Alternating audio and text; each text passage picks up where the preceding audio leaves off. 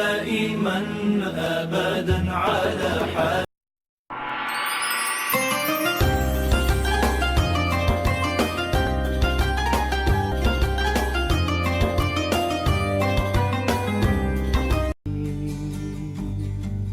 نظرة إلي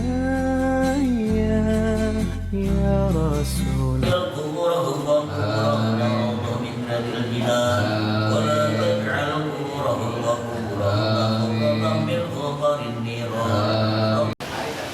Hadratul muhtaramin wal mukarramin, para alim, para ulama, para habaib, para asatid wal asatidah wal mustajad, bil khusus guru kita bersama yang sama-sama kita muliakan, Habiban al-Mahbub al-Habib Abdul Rahman bin Ahmad bin Abdul Rahman Sejak Mata Allah bituli hayati wa bi'uluhi. Doakan mudah-mudahan Allah panjangkan umurnya, Allah sehatkan badannya, Allah mudahkan semua urusannya, dan Allah beri kemudahan di setiap urusannya di dalam berdakwah di jalan Nabi Muhammad sallallahu alaihi wasallam. Alhamdulillah, puji syukur atas nikmat yang Allah telah berikan kepada kita, baik itu nikmat iman, Islam, sehat walafiat, panjang umur, sehingga kita pada pagi hari ini di tempat yang mulia ini masih bisa berkumpul bersama-sama. Mudah-mudahan langkah dan niat Bapak Ibu jamaah untuk hadir ke tempat ini senantiasa mendapatkan balasan pahala dari Allah Subhanahu wa taala. Pertama yang saya hormati dan saya muliakan guru kita bersama beliau Abuya Habib Abdul Rahman bin Ahmad Asgaf, beliau Habib Agil bin Ahmad Asgaf. Mohon izin Habib saya berdiri di depan. Kemudian yang saya hormati dan saya muliakan orang tua kita, penasihat Majelis Taklim Sabari Subuh, beliau Bapak Haji Sudana. Mudah-mudahan beliau selalu dalam keadaan sehat walafiat, panjang umur. Pertama dan utama, mari sama-sama kita panjatkan puja dan puji syukur kehadiran Allah SWT. Pagi ini kita masih diberikan izin oleh Allah untuk bisa hadir sama-sama kita menguburkan salah satu kewajiban kita, yaitu thalabul ilmi. Alhamdulillah, setiap Sabtu pagi kita rutin hadir untuk sama-sama mendengarkan, kemudian juga kita meresapi, dan yang terpenting adalah kita mengamalkan apa-apa yang bisa kita amalkan melalui kitab Riyadhus Shalihin yang akan disampaikan oleh guru kita nanti. Sholawat beriring salam kita sampaikan kepada junjungan kita, baginda Nabi besar Muhammad Rasulullah SAW, kepada keluarganya, sahabatnya, pengikutnya, dan mudah-mudahan kita umatnya mendapatkan syafaat milanya nanti. Amin amin ya rabbal alamin. Kemudian yang terakhir adalah tentang laporan keuangan Majelis Taklim Sabari Subuh. Saldo kas tanggal 11 Oktober 2025 di Masjid Jami Darussalam sejumlah 10.173.625 rupiah. Kemudian sumbangan rutin mingguan dari Haji Sofyan pada tanggal 11 Oktober sejumlah 3.700.000 rupiah. Kemudian sumbangan mingguan dari Bapak Haji Jayalana SH 500.000 rupiah. Hasil tromol di Masjid Jami Darussalam 1.014.000 rupiah. Total pemasukan 5.214.000 rupiah. Kemudian dikeluarkan untuk biaya operasional petugas masjid, biaya operasional petugas di Masjid Jami Darussalam sejumlah 2.700.000 rupiah. Kemudian sumbangan konsumsi untuk DKM Masjid Jami Darussalam sebesar 2 juta rupiah, sehingga pengeluaran 4.700.000 rupiah. Jadi pemasukan dengan saldo sejumlah 15.387.000 rupiah, 15.387.625 rupiah, dan pengeluaran 4.700.000, sehingga saldo akhir sampai minggu ini sejumlah 10.687.625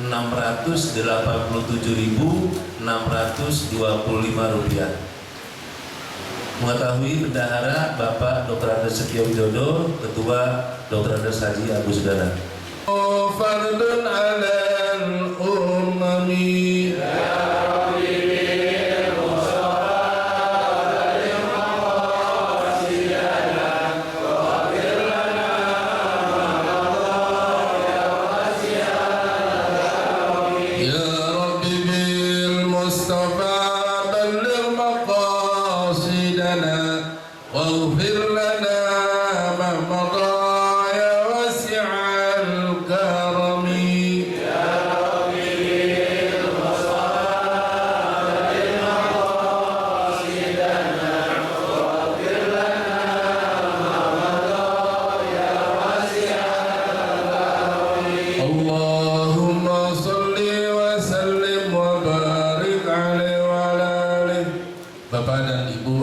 hadirat, mari sama-sama kita ikuti dan dengarkan uraian yang akan disampaikan oleh guru kita pada Buya Al-Habib Abdul Rahman bin Ahmad Segar.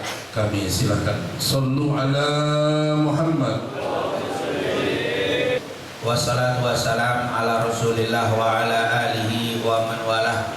Rabbi shrah li sadri wa yassir li amri wahlul 'uqdatam min lisani yafqahu qawli. Subhanaka la ilma lana illa ma 'allamtana innaka antal alimul hakim. Amma ba'd. Segala puja dan puji kehadirat Allah, salawat serta salam kepada junjungan kita Nabi Muhammad sallallahu alaihi wasallam, para keluarga, sahabat, tabi'in serta seluruh umatnya yang selalu beristiqamah mengikuti sunnah-sunnahnya hingga yaumul qiyamah. Alhamdulillah, di pagi hari ini kembali kita dapat bersilaturahim untuk bersama-sama memakmurkan rumah-rumah Allah Subhanahu wa taala. Semoga apa yang kita lakukan ini mendapatkan keridhaan dan keberkahan dari Allah Subhanahu wa taala. Amin amin ya rabbal alamin. Kembali di kesempatan yang mulia ini kita akan membahas satu hadis Rasul sallallahu alaihi wasallam, yaitu melanjutkan apa yang tersisa dari pembahasan yang telah kita bahas pada pertemuan yang lalu, yaitu berkaitan dengan hadis tentang waliullah. Itu hadis masih berbicara tentang waliullah, yaitu di nomor 386. Baik, kita lanjutkan kembali materi yang tersisa dari pembahasan sebelumnya, yaitu tentang hadis ke 386, yaitu yang berbunyi dari hadis Abu Hurairah radhiyallahu an, Rasulullah SAW bersabda, Allah berfirman, man 'adali waliyan faqad adzatuhu bil harb. Siapa yang memusuhi waliku atau kekasihku, maka sungguh aku telah menyatakan perang terhadap orang itu. Dan sudah kita bahas dua hal yang menyatakan perang dengan Allah atau Allah menyatakan perang kepada dua ini. Siapa? Pemain riba atau orang yang suka bermain-main dengan riba. Kemudian yang kedua adalah orang yang memusuhi para kekasihnya Allah Subhanahu wa taala. Kemudian dilanjutkan hadisnya, wa ma taqarraba ilayya 'abdi bi syai'in ahabba ilayya mimma aftaradtu 'alaihi. Wa ma taqarraba, dan tidak ada seorang hamba yang mendekatkan dirinya kepadaku bi syai'in, dengan sesuatu, ahabba ilayya, yang lebih saya cintai, mimma aftaradtuhu alaih, daripada perkara-perkara yang wajib. Jadi tidak ada amalan yang diamalkan oleh hambaku untuk mendekatkan dirinya kepadaku melebihi melakukan ibadah-ibadah yang aku wajibkan kepadanya. Wa ma yazalu 'abdi yataqarrabu ilayya binawafili, dan tidak ada seorang hamba yang mendekatkan dirinya kepadaku dengan melakukan amal-amal sunnah hatta uhibbah, sampai aku mencintainya. Maka di sini ada dua amalan yang disebutkan di dalam hadis ini. Yang pertama, tidak ada seseorang yang berusaha mendekatkan dirinya kepadaku melebihi amalan yang aku cintai daripada melakukan ibadah yang wajib. Yang kedua, tidak ada seseorang yang terus menerus melakukan amalan sunnah sampai aku mencintainya. Berarti dari dua hal ini maka diketahui bahwa orang yang ingin menjadi walinya Allah, ada dua amalan yang disebutkan di dalam hadis tersebut. Yang pertama yaitu melakukan amalan-amalan yang wajib, yaitu melakukan amalan-amalan yang wajib. Apa itu? Sholat, puasa, zakat kalau kita memiliki kemampuan, haji jika mampu. Maka yang wajib ini. Jadi tidak mungkin orang menjadi kekasih Allah tanpa melakukan ibadah yang wajib. Ini yang pertama. Karena ayat hadis ini tadi mengatakan wa ma taqarraba ilayya 'abdi bi syai'in ahabba ilayya mimma aftaradtuhu alaihi. Tidak ada amalan-amalan yang lebih aku cintai untuk dilakukan seorang hamba kepadaku daripada yang aku wajibkan kepadanya. Jadi yang wajib. Ini kalau mau jadi kekasih Allah ya harus sholat 5 waktu, harus puasa Ramadan ketika masuk bulan Ramadan. Tentunya dengan persyaratan yang sudah kita ketahui bersama dalam ilmu fikih, yaitu zakat kalau kita mampu keluarkan. Terus kalau kita mampu bisa melaksanakan haji, laksanakan seumur hidup sekali, 1 kali saja, tapi tetap itu hal-hal yang diwajibkan, dan itu yang dikatakan oleh Rasul Sallallahu Alaihi Wasallam. Jadi yang pertama melaksanakan yang wajib, yaitu ibadah-ibadah fardu. Jadi susah lah, mustahil kalau ada orang jadi wali atau pengen jadi wali nggak sholat, susah. Nggak mau jadi wali nggak puasa, susah. Nah ini tentunya yang syarat utama untuk jadi wali. Tapi kita juga tidak bisa menghukumi orang kalau kita nggak lihat. Artinya nggak mungkin orang jadi wali. Saya nggak pernah lihat dia sholat, lain. Karena orang sholat nggak sholat bukan menurut kesaksian antum. Kan emang antum tiap 24 jam bareng media terus kemana-mana kan nggak. Maka kita lihat, saya ketemu dia dohor kemarin di sini nggak sholat. Ya mungkin dia nggak sholat di sini, tapi mungkin sholat di tempat lain. Bisa di rumah, bisa di masjid, bisa sholat. Nah ini jangan kita langsung menghukumi orang ini bukan wali. Kenapa? Karena Ramadan kemarin saya ketemu siang-siang ngopi. Ya kita nggak tahu dia lagi sakit, mungkin dia lagi musafir, atau mungkin dia. Nah ini jangan menghukumin orang. Tapi ini untuk barometer kita. Kalau kita mau jadi wali, ini syaratnya. Puasa yang wajib standar cuma sebulan, dita 1 tahun Ramadan top. Tapi sunnahnya Senin Kemis, Ayyamul Bid, bulan-bulan haram, bulan Sya'ban nanti disuruh, belum lagi hari-hari tertentu, bahkan ada puasa Daud yang sehari. Banyak sunnah. Yang wajib masalah harta, zakat doang setahun sekali. Tapi yang sunnah banyak banget. Sedekah itu lebih besar daripada zakat. Zakat cuma 2,5%. Tapi kalau sedekah itu banyak banget. Ada yang namanya sedekah, ada yang namanya wakaf, ada yang namanya hadiah, ada yang namanya banyak.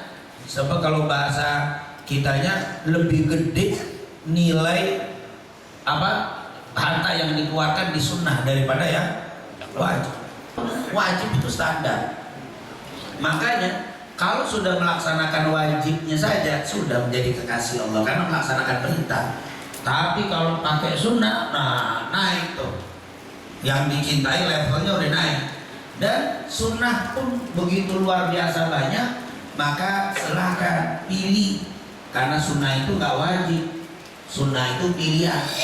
Semampu kita. Wa ma amartukum fa'tu minhu mastata'tum. Dan apa yang aku perintahkan kepada kalian, lakukan sesuai dengan kemampuan. Makanya ada orang yang sunnahnya itu dari segi pakaian doang. Pakaiannya kayak sunnahnya nggak apa-apa. Alhamdulillah. Kalau pakai muama pakai apa? Padahal minumnya tangan kiri. Itu sunnahnya lumayan lah. Dipakai sunnahnya dari segi apa? Dari pakaian. Sunnah. Kan ada sunnahnya yang dipakai. Dari segi sisi ada orang yang demen sama pakaian Nabi, sunnahnya tuh. Ada yang modelnya pakaian mah biasa aja, pakai kaos, pakai apa, tapi minum tangan kanan. Kalau sunnah, wah perhatian banget di dalam apa, keseharian. Nggak apa-apa, itu sunnah juga. Jadi kok bisa disuruh pakai seperti Nabi? Siapa yang hidup seperti Nabi? Siapa yang bisa kayak Nabi dari sunnahnya awal Nabi sampai akhir dipakai semua? Nggak mungkin.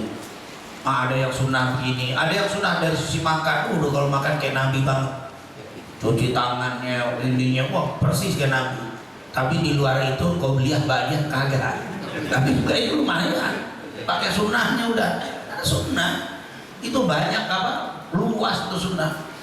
Dan itu ada kecenderungan, ada sunnahnya dia ini, maaf, dikirnya kayak Nabi. Wah kalau duduk di mana-mana dikir. Ada yang dikirnya males, cuma pakai sunnahnya senyum. Nabi senyum terus. Dia kalau ketemu orang senyum, pakai sunnah Nabi senyum terus. Dikirnya males. Ada baca yang model begitu, ramah. Dari sini, kenapa bapak senyum dulu ketemu orang? Sunnah Nabi, Ustaz. Nabi itu kalau ketemu orang pasti apa?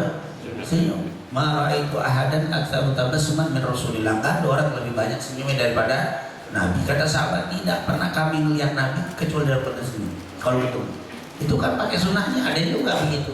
Baca Quran tidur dulu. Boro-boro mau berdiri lagi taklim tidur, tapi pas bangun senyum. Itu senyumnya lumayan. Pakai sunnah. Nah itu namanya sunnah. Itu. Jadi kita nggak usah menghinakan orang dalam bab sunnah. Yang ketiga, istiqomah. Ini akan menjadi, supaya menjadi wali, supaya kita menjadi kekasihnya Allah, istiqomah. Selain yang wajib dilaksanakan, sunnah diusahakan sebanyak-banyaknya, ikuti Nabi dan istiqomahkan. Jangan datang-datangan. Ini lagi taklim, ya lagi mood Ustaz. Minggu kemarin nggak ngaji, lagi kurang mood ya, mood-moodan, siapa? Lagi nggak sholat Pak. Lagi sumpah nih, lagi sumpah nggak sholat. Giliran lagi apa? Enak sholat. Nah yang model begini nggak bisa. Kalau mau jadi wali harus apa? Istiqomah. Bagaimana Allah berfirman? Innal ladzina qalu rabbunallah tsumma istaqamu. Sesungguhnya orang-orang yang berkata Allah Tuhan kami, tsumma istaqamu, kemudian dia istiqomah, yaitu terus melakukan ibadah yang dia rutinkan untuk dilakukan, fala khaufun 'alaihim wala hum yahzanun. Maka bagi mereka tidak ada rasa takut dan tidak ada sedih. Ulaika ashabul jannah, mereka itu adalah para penghuni surga. Khalidina fiha, yang akan kekal di dalamnya, jazaa'an bima kanu ya'malun. Nah ini merupakan tiga yang harus kita lakukan untuk menjadi kekasihnya Allah Subhanahu wa taala. Yang wajib jaga sunnah, usahakan banyakin ikutin sunnah-sunnah Nabi, dan istiqomahkan. Istiqomah itu kalau ditinggal ada sesuatu yang perasaan bukan wajib. Kalau wajib mah kacau. Kalau wajib ditinggalin mah nggak gelisah, mah itu munafik itu. Enggak nih, sunnah yang rutin kita lakukan kagak dilakukan, ya Allah rasanya kagak enak. Itu ada rasa. Biasa antum tidur, sebelum tidur tuh wudhu dulu. Pas nggak wudhu tidur itu rasanya apa? Gelisah, nggak enak. Nah itu mulai kelihatan tuh. Itu mulai tanda-tanda mau jadi kekasih Allah, itu istiqomah tuh mulai tuh. Orang itu banyak dicintai sama orang mukmin itu kekasih Allah. Nah, contoh siapa? Imam Syafi'i itu udah wali Allah itu. Kenapa? Dunia semua cinta sama Imam Syafi'i. Para imam-imam dulu, Imam Bukhari, siapa? Imam Muslim, para ulama itu dicintai. Itu menunjukkan dia itu kekasihnya, walinya Allah. Dari mana? Walau dia wali Allah, semua orang pada cinta. Yang cinta orang mukmin, bukan orang yang nggak baik. Karena sini hadisnya sudah kita bacakan dari hadis Abu Hurairah, Rasulullah bersabda. Ini sebenarnya hadis ini ada di hadis setelahnya. Nanti di hadis setelahnya, nanti kita lebih detailkan di situ. Allah kalau cinta kepada seseorang hamba, maka Allah akan memberitahukan kepada malaikat Jibril. Hai Jibril, saya mencintai fulan, cintai dia. Lalu malaikat Jibril memanggil seluruh malaikat, para malaikat, Allah cinta sama dia dan aku cinta sama dia. Cintailah orang itu oleh kalian. Maka semua malaikat cinta sama dia. Kemudian tsumma yudhaq lahul qubur. Kemudian diturunkan tuh cinta kepada hamba-hambanya yang ada di atas muka bumi. Akhirnya dikatakan di sini, anna qulubal ibadi tuhibbu. Akhirnya hati-hati para hamba Allah mencintainya. Idza ra'ahu ahadun ahabba. Kalau melihatnya seseorang akan jatuh cinta kepada dia. Ya, orang demen aja. Padahal saya nggak kenal, dia nggak pernah ngasih sesuatu dengan saya. Tapi kok saya cinta sama dia demen. Nah, itu menunjukkan dia menjadi apa? Kekasih Allah Subhanahu wa ta'ala. Jadi orang yang jadi kekasih Allah itu dicintai sama orang-orang yang soleh, orang yang baik, orang yang soleh. Yang nggak soleh jangan jadi patokan. Antum ngaji mulu, dinekin sama orang yang nggak demen ngaji, ngaji mulu pasti begitu. Tapi kalau orang yang demen ngaji, masya Allah, saya demen orang tuh ngajinya rajin tuh. Jadi sesuai ya sama seperti saya bilang, orang yang dermawan dicintai para dermawan. Nggak mungkin orang pelit cinta sama dermawan. Bodoh ya, kerja capek-capek sedekahin mulu tuh ya kan, karena dia pelit. Begitu juga orang dermawan nggak suka sama orang pelit. Itu namanya apa? Kata orang sini frekuensi ya, sefrekuensi. Orang soleh dicintai sama orang yang nggak soleh tak bakal cinta. Nah ini adalah apa? Ciri sebagai wali. Ini jelaskan nanti lebih detail pada pertemuan yang akan datang. Dalam otak kita, wali itu harus punya karomah, dan karomah itu harus disebut kharikul ada, yang di luar nalar kebiasaan. Itu yang disebut wali. Enggak. Apa kata para ulama? Tsumma liya'lam. Kemudian hendaklah diketahui anna adama husulil karamati li ba'dil muslimina la yadullu ala naqsi imanihim. Dibilang apa? Ketahuilah bahwa adama husulil karamah, ketiadaan peroleh keramat, ketiadaan keramat li ba'dil muslimin, untuk sebagian kaum muslimin, la yadullu ala naqsi imanihim, tidak menunjukkan kurangnya iman seseorang. Artinya, wah ini bukan wali ini karena ada karomah, karena nggak ada apa? Bukan.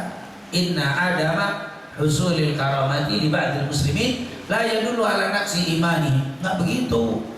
Keramat itu nggak menjadikan sebagai tanda orang itu kekasih atau tidak kekasih.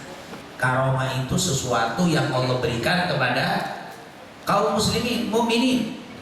Min khawarikil adati, yaitu min khawarik, dari di luar kebiasaan adat. Itu adat kita kan gitu.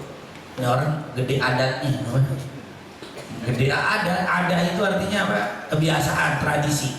Min khawarikil adat, dari di luar kebiasaan, itu namanya karomah. Kal ilmi, seperti ilmu, itu karomah nih. Antum bisa ngaji tiap Sabtu, rutin datang pagi-pagi, hujan jalan, panas jalan, ada gemblong jalan, nggak ada gemblong jalan, ada air, ada kopi jalan tuh. Itu kenapa Bapak datang? Ilmu. Wah ini karena ilmu. Ini nggak gampang. Jangan dipikir gampang untuk bisa mendapatkan apa? Seperti ini. Wal qudrati wa ghairu dzalik, dan juga kudroh, yaitu punya kekuasaan, yang punya kelebihan, keanehan. Wa ghairu dzalik, dan yang lainnya.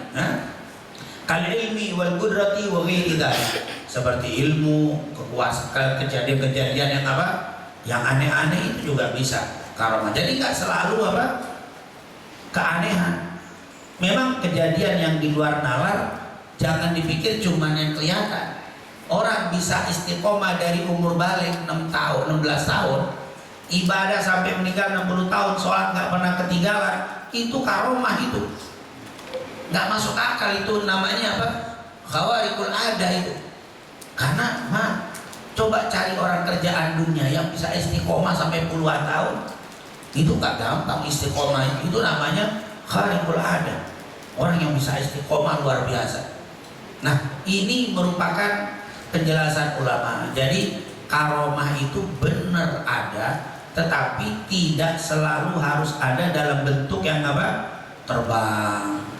Ini enggak, ceritanya panjang. Ada orang mau dagang keluar kampung, luar pulau, nggak punya modal.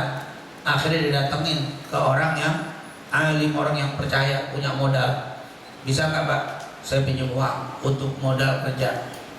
Terus ya nanti saya bayar insya Allah setahun. Misalkan dia bilang setahun, saya dagang, untung saya langsung bayar setahun. Baik.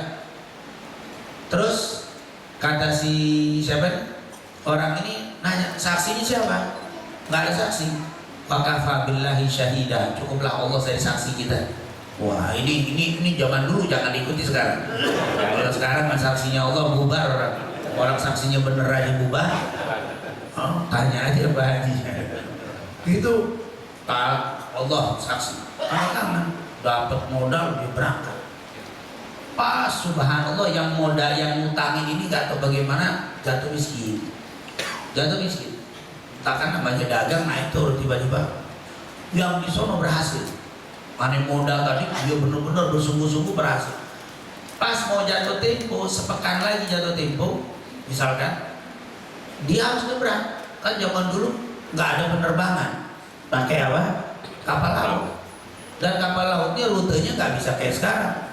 Jalan, kalau sekali jalan seminggu baru ketemu lagi. Pas dia mau berangkat udah siapin duit mau berangkat, kapalnya udah berangkat. Waduh, udah dia bingung. Ya Allah, saya janji sama fulan seminggu depannya harus saya bayar. Dia duit itu kepegang, tapi nggak bisa bayar. Bagaimana dia janji? Ya Allah, saya udah utang gitu. Kalau yang kayak begini masa saksinya Allah cukup.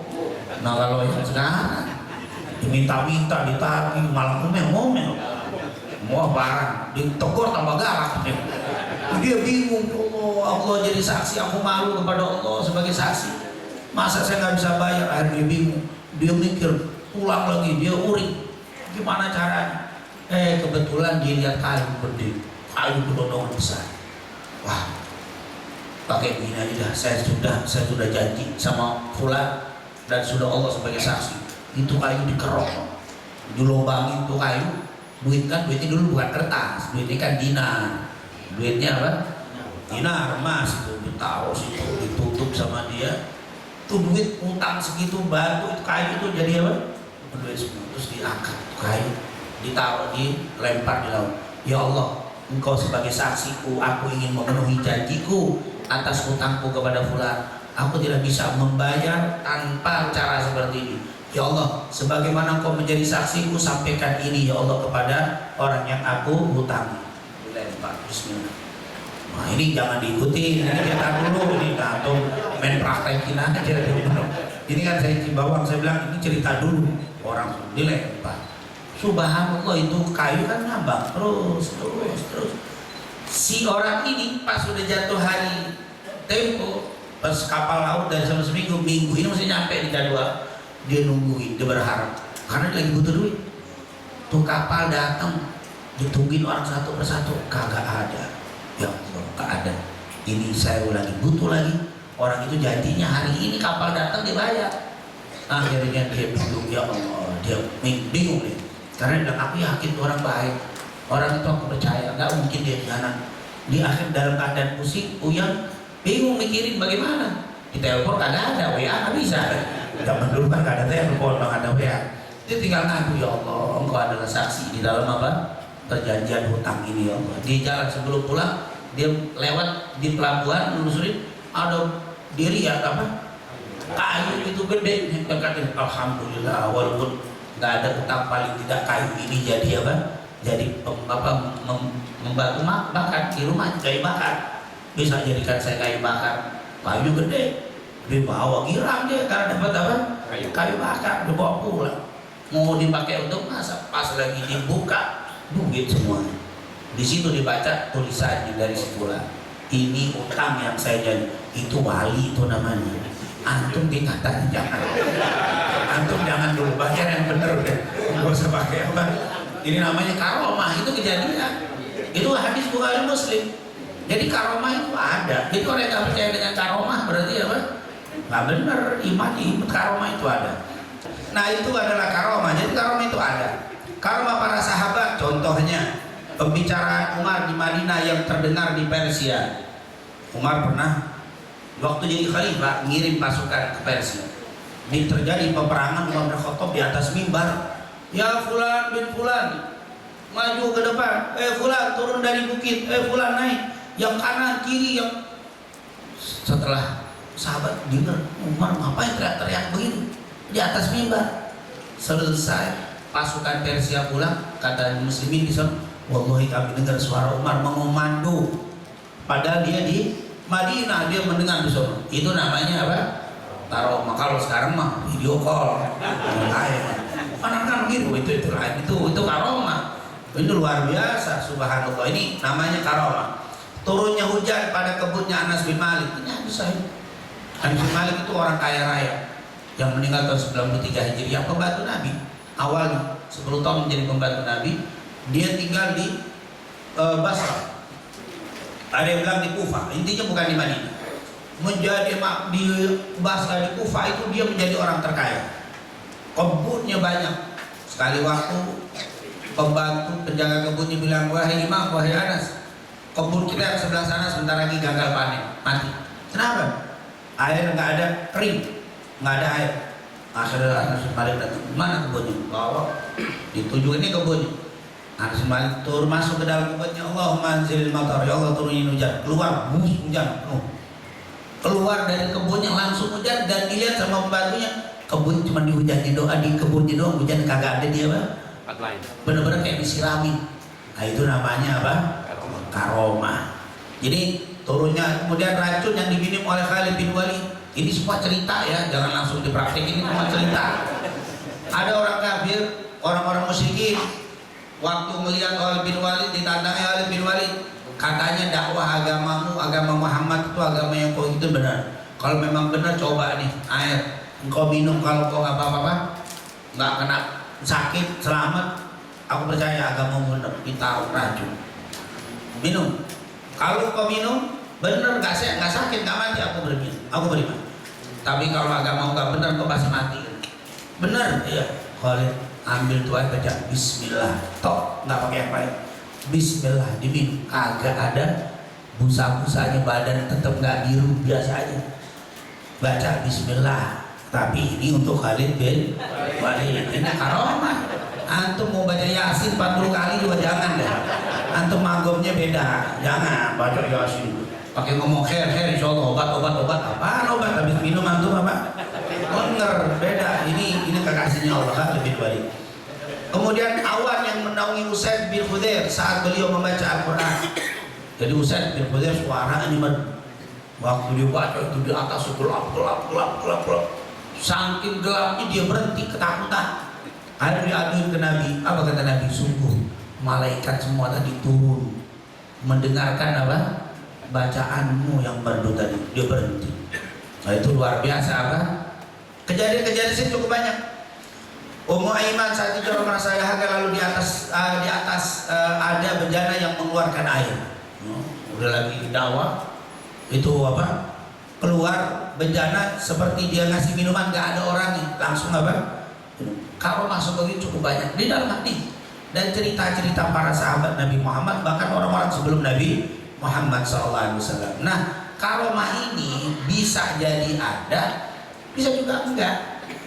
Jangan dipikir nanti, wah kalau itu yang wali adalah Umar, yang wali adalah sahabat-sahabat ini Khalid, sementara sahabat lain enggak. Mungkin Abu Bakar nggak kelihatan, tapi bukan Abu Bakar bukan wali. Abu Bakar makomnya lebih tinggi dari Umar. Tapi Umar kelihatan, Abu Bakar nggak kelihatan. Sahabat yang nggak kelihatan karomahnya lebih banyak daripada yang kelihatan. Sahabat kan ada 10 zaman Rasulullah hidup waktu Haji Wada, ada 110.000 sahabat. Berarti di kata Imam Ibnu Hajar Al-Asqalani, sahabat Nabi totalnya 110.000. Dihitung saat Haji Wada. Kan sahabat itu yang bertemu dengan Nabi dalam keadaan iman dan mati dalam keadaan iman, itu sahabat. Tapi dari sekian ratus ribu sahabat yang kelihatan karomah beberapa. Berarti nggak setiap kekasih Allah itu harus ada karomah. Tetapi kadang-kadang ada yang dilihatin karomah. Jadi kebanyakan kan di sini nggak punya karomah. Bukan berarti bukan wali, cuman kagak kelihatan karomahnya. Mungkin ada juga kelihatan karomah, cuman belum tersebar aja ceritanya. Karomah itu biasanya tersebar, beritanya ditulis, dinukil, diceritakan oleh orang generasi setelahnya. Jarang karomah diceritain di jam segitu. Kita tahu cerita karomah ya setelah mereka meninggal. Jadi bapak-bapak yang punya karomah kagak usah diposting, insya Allah nanti bakal tersebar. Nanti kalau kita meninggal bakal diceritain. Nanti paling tidak manakib, kan setiap kita punya manakib ya. Manakib itu artinya biografi secara hidup. Kalau kata peribahasa, gajah mati meninggalkan badi. Terus apa lagi? Macan, manusia. Namanya bakal diceritain. Orangnya boleh nggak ada, tapi nama itu pasti diceritakan. Paling kagak sama anaknya. Bapak dulu saya begini rajin safari subuh, itu pasti diceritain. Dan itu bakal jadi cerita. Makanya jangan sampai cerita bapak nggak enak. Dulu bapak saya kalau subuh tidur mulu, itu cerita anak. Bapak nggak bisa ngelarang, udah diceritain, panjang ceritanya. Mana akib itu jelek itu, waduh, nanti anak kita jadi nggak bangga nyeritain kita.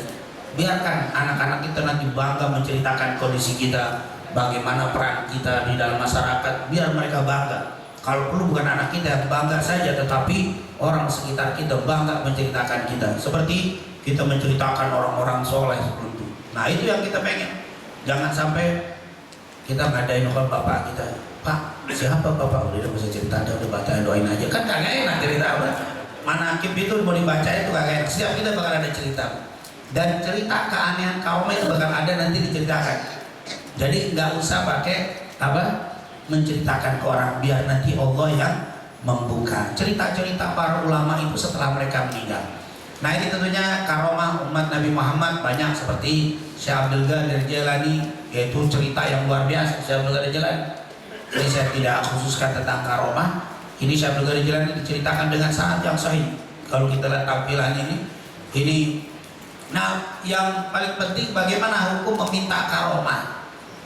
Ini meminta karomah. Berkata Syekh Saleh Al-Munjid, la nara harajan, nggak ada masalah fi an yas'alal muslimu rabbahu an yukrimahu bima yukrimu bihi al-awliya. Tidak apa-apa bagi seorang muslim untuk meminta kepada Tuhannya an yukrimahu, untuk memuliakannya, bima, sebagaimana Allah memuliakan para kekasihnya, min umuri khariqil adat, yaitu dari apa? Dari masalah min umuri khariqati alil adat, dalam masalah-masalah yang di luar adat. Misalnya minta kewalian nggak apa-apa. Wadzalika li asbabin, karena hal itu ada beberapa sebab iddah. Awal dikatakan tidak ada lam yarid, tidak ada riwayat apa duhya andalik yang melarang. Tidak ada riwayat yang melarang untuk kita minta karomah. Walaisatil karamatu mustahilatun lil mu'min, dan laisatil karamah, dan karomah itu tidak mustahil, bukan sesuatu hal yang mustahil terjadinya, bakal ada. Intinya tidak mengapa untuk minta karomah, tapi diingatkan di sini wahaditsu tsalatsa alladzina, itu tadi cerita orang yang 3 orang di goa. Dan yang penting boleh kita minta karomah, tapi yang penting jangan tujuannya ibadah untuk mendapatkan karomah. Kan beda ya, minta supaya Allah kasih karomah untuk menambah orang yakin dengan apa yang kita dakwai. Saya dakwah, ada orang kagak percaya, padahal saya jujur. Orang gak percaya, minta ya Allah tunjukin sesuatu yang aneh biar dia percaya. Itu minta itu.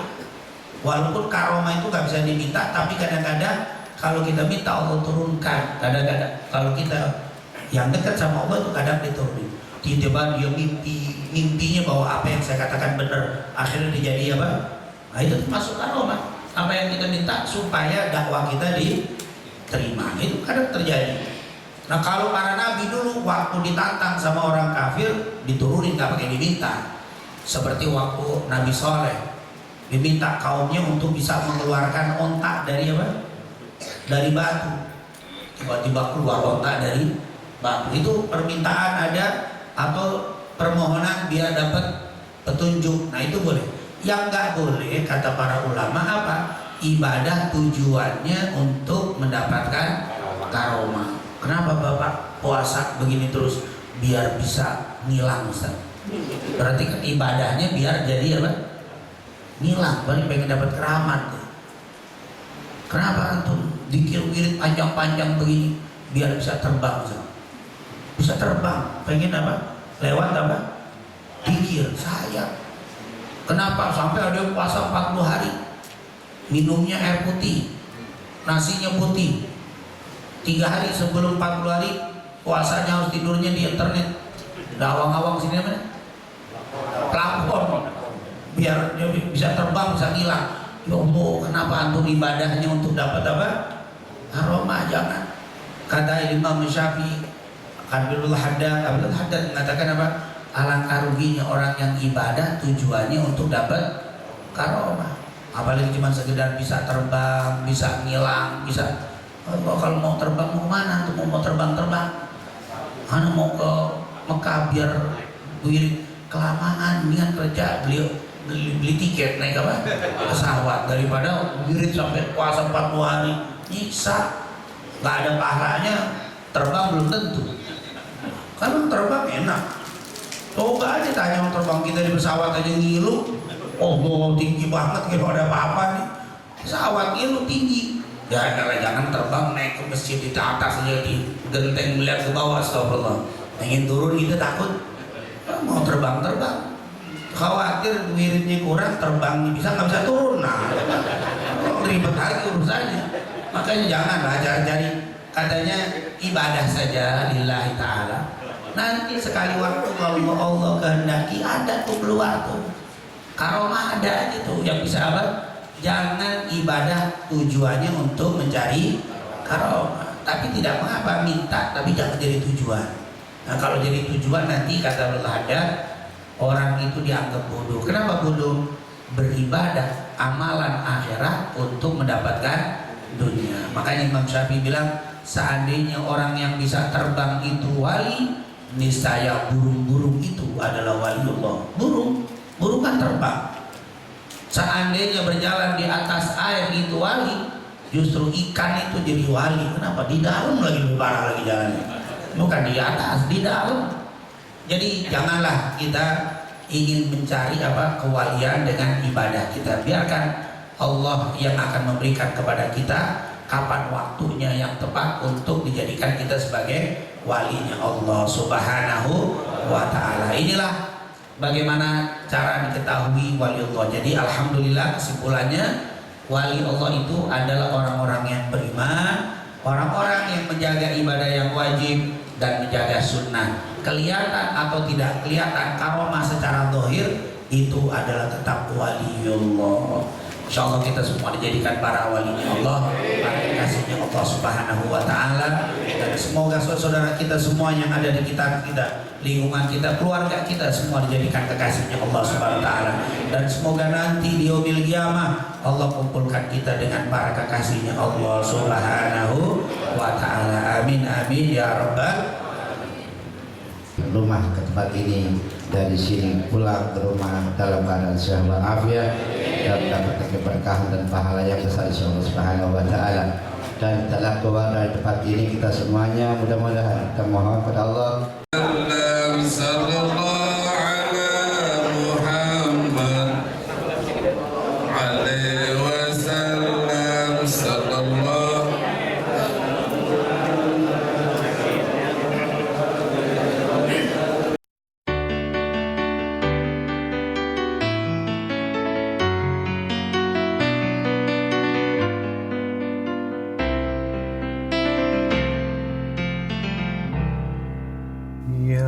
رسول الله سلام عليك يا حبيب الله سلام عليك نظرة إلي يا رسول الله عطفا علي حبيب الله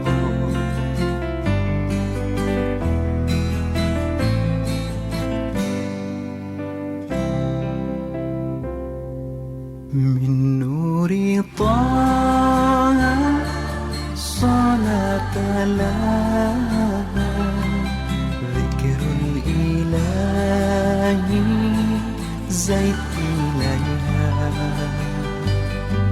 من قلبي أحمد نسقى ونرشد من قلبي أحمد ذاك المراد.